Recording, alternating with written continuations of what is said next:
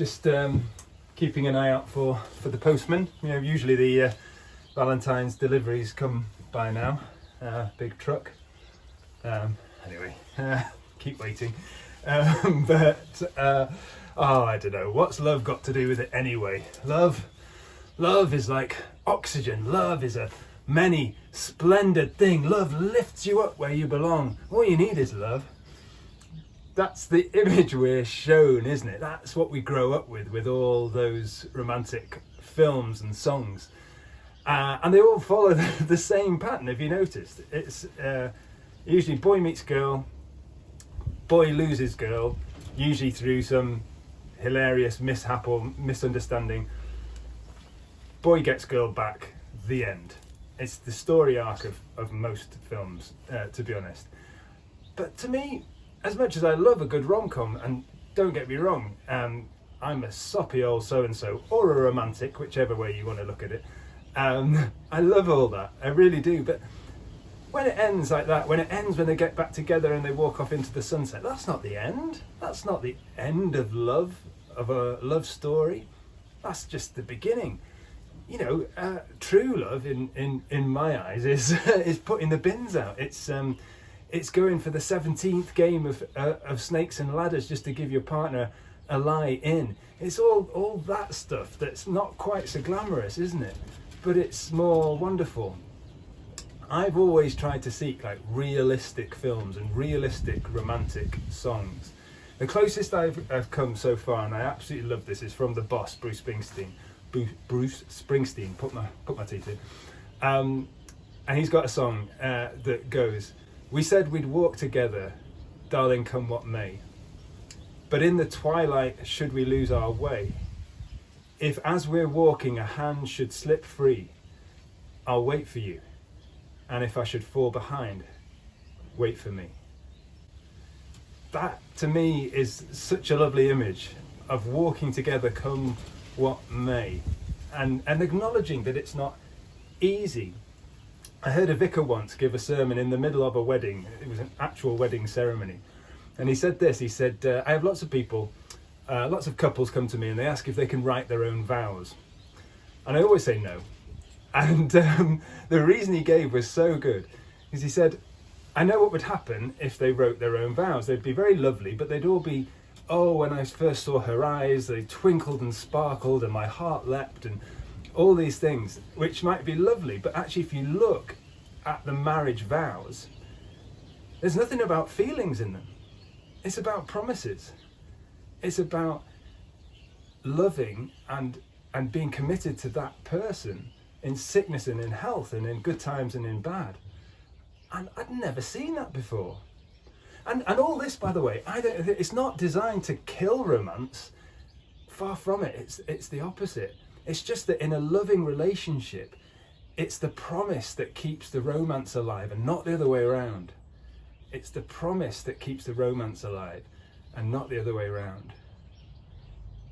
What we're finding, of course, is that the English language, although it is wonderful and extraordinary and exquisite and fantastic and phenomenal in so many ways, it's actually really lacking when it comes to love. Because we've just got that one little word to try and encapsulate all this meaning, all this depth and breadth, and it just doesn't really convey just how profound and what is conveyed in that one little word and all the different facets of love. And when it comes to the Bible I passionately believe tells you that you are loved. It tells you each and every one of us is made in the image of God. And therefore we have this intrinsic, infinite value. But not only that, we are so loved by God. It's the most famous verse in the Bible. God so loved the world that he gave his one and only Son, that whoever believes in him might have eternal life. Nobody is excluded. Nobody is excluded from that love. Nobody is outside of that love. And that is a huge comfort. And especially for anyone who might be watching this, who've suffered from low self-esteem or questioned their worth or been hurt, to know that you are loved and valued in that way. It's just extraordinary. But it's more than that. It's not only the love that we experience, it's the love that we are commanded to show to other people. that's where it gets a bit tricky. When Jesus was asked what the most important commandment was, he answered very simply. He said, love the Lord your God with all your heart, with all your soul, and with all your mind and strength, and love your neighbour as yourself. But unfortunately, he didn't mean that nice little love, fluffy feeling that we get from rom-coms. No, it's something much more radical. In fact, the best definition I ever heard was from a guy called William Barclay. Can't even remember when he wrote it or where, but I've always remembered the quote. He said this: "It is the steady, unvarying, undefeatable determination to treat people as Jesus treated them, and never, no matter what they do in response, to want anything other than their highest good." That's a bit of a mouthful, but it really gets to the heart, I think, of what Jesus was about and what he wants us to be like to each other, to our neighbour.